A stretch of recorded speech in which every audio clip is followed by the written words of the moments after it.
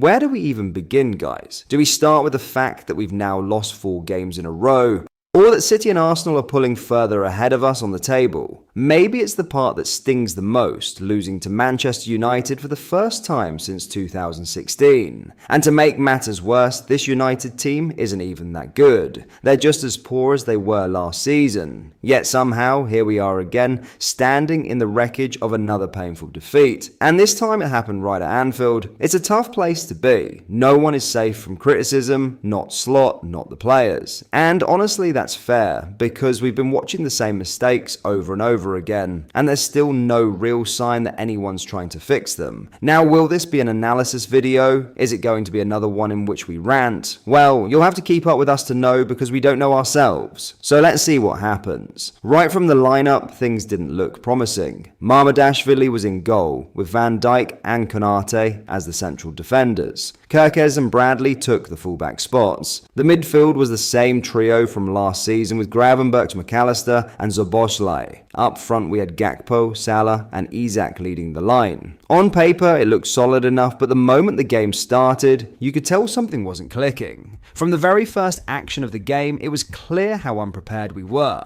And yes, that first goal we conceded sums it up perfectly. Manchester United's main method of progressing the ball this season has been simple. It's go long and fight for the second balls. Even when they faced Sunderland at Old Trafford, that was their plan. They kept hitting it long, aiming for Sesko as the main target from the goalkeeper. Yesterday though, there was no Sesko. That should have given us the upper hand in winning the first contact, and to be fair, we did win a few. The real problem came right after, with the second balls. We couldn't keep up, couldn't win them, and that's exactly where United hurt us. They overloaded the midfield, ready to pounce on every loose ball, and it paid off. Bruno, their most creative player, was constantly finding space. He received the ball with time to look up, draw Van Dijk forward, and open the gap behind him. To his credit, our captain reacted well to recover, but it still wasn't enough against someone as sharp and explosive as Mbomo, who slipped into Van Dijk's blindside and finished off Ahmed's pass.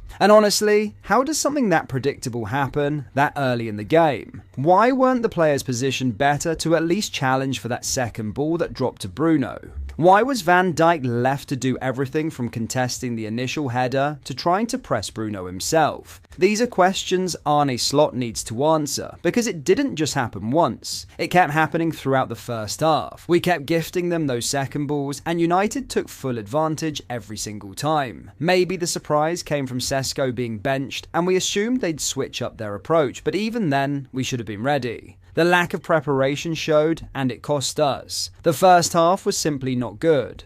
Our only real chances came when we managed to exploit United's shaky high press, which we passed through with ease whenever they tried it. But that's exactly the problem. They didn't press us high very often. Most of the time they sat back in a compact 5-4-1 mid-block.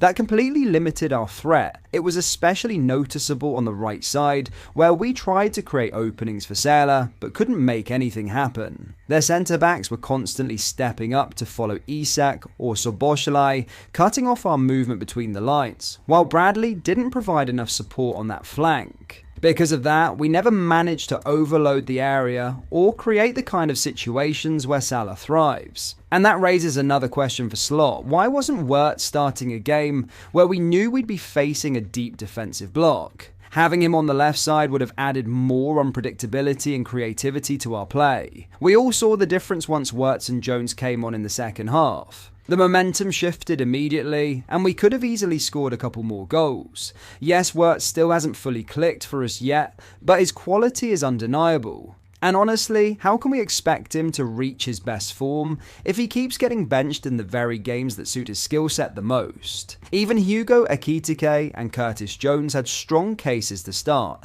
especially Curtis, who could have offered so many solutions against a team sitting deep. Before Arne Slot worries about the way we play, he needs to fix his starting 11. After 3 straight losses, changes were already needed. And now, after a 4th in a row, the Dutchman simply has no choice but to shake things up. That being said, it's not all on Slot. The players have to take their share of responsibility too. Gakpo was unlucky, no doubt. Hitting the post 3 times in one game is rough. But that header, guys, what was that miss? Also, others like Isak, McAllister and Kirkes need to raise their levels and fast. The chances we missed yesterday could have easily won us the game, especially in the second half when we were pushing hard.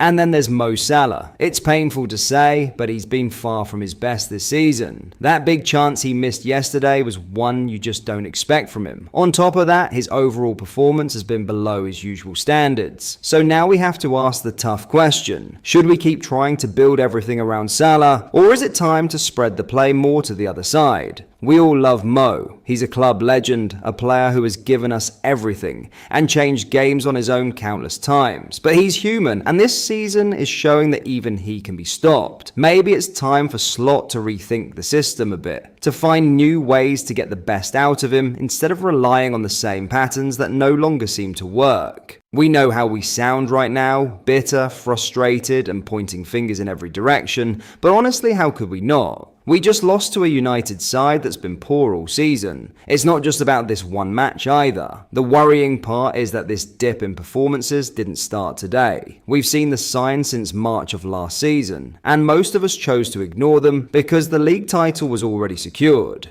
But now there's no room for pretending everything's fine. The warning signs have turned into full-blown sirens, and it's time for real decisions and real changes. Something has to give, because if we keep going like this, the gap between us and the top will only grow wider. At the end of the day, we all want the same thing. We want to see our team fight, play with heart, and represent the badge with pride. Losses happen and bad runs come and go, but what hurts most is seeing the same mistakes over and over again without real signs of progress. It's not about calling people out for the sake of it, but more about demanding better. This club has always been built on high standards, and we can't let those standards drop. Arne Slot has a lot to think about. The system, the selections, the approach, all of it needs a hard look. The players too need to step up and show that they care as much as we do watching from the stands or from home. Football is simple when the passion and effort are there. Once that energy returns, everything else starts to click again. But despite all the frustration, let's not forget who we are. We've been through far worse times and came out stronger. This team still has the quality to turn things around, and the season is long. It just takes one result to spark a run, one good performance to remind everyone what we're capable of. So we'll keep the faith as we always do. We'll stay critical, but we'll stay loyal, because that's what supporting this club is all about. Now, the mic is yours. What do you think should happen next? We have a Champions League game coming quick soon, so should Slot start experimenting with new things? Do the players need to get back to reality? Let us know your thoughts in the comments. We'd love to know what you think in times like this. Until next time, peace.